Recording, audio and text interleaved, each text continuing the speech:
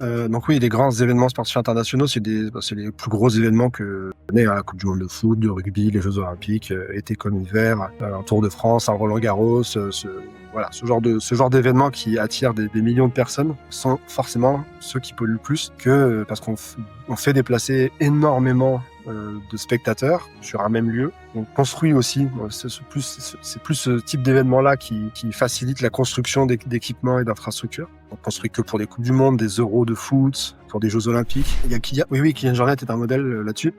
Il y a Xavier Thévenard aussi en France qui est particulièrement engagé sur ces questions-là. Il y a de plus en plus de trailers qui se mobilisent. C'est pareil pour le vélo. Le Tour de France a un impact considérable. Le Tour de France, c'est énorme. La caravane qu'il y a derrière qui devance les coureurs.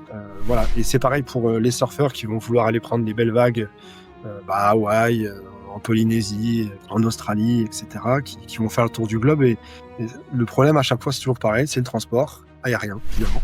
Est-ce qu'on continue à vouloir avoir des Coupes du Monde de football qui passent de 32 équipes à 48 équipes en 2026?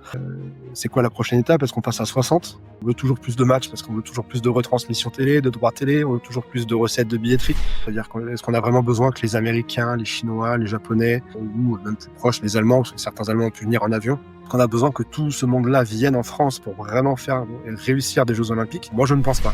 Je pense à l'organisation de Jeux asiatiques d'hiver en Arabie Saoudite, par exemple, particulièrement connue pour ses montagnes et ses températures basses.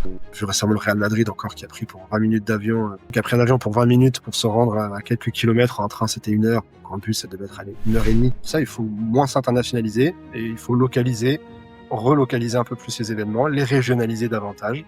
Ne pas envoyer des équipes sud-africaines en Europe pour faire des matchs de Coupe de Champions Cup, par exemple. Je connais un éco-aventurier qui a fait 110 marathons en 110 jours. Et ça en traversant la France, en faisant le tour de la France en courant. Il a même fini à Bruxelles au Parlement européen pour justement interpeller les députés européens. Là, on a un impact qui est diamétralement moins important sur l'environnement. On a un impact médiatique qui est fort aussi. Je pense un peu plus fort que faire 8 marathons à Tokyo, à Sydney, à Paris, à New York, etc.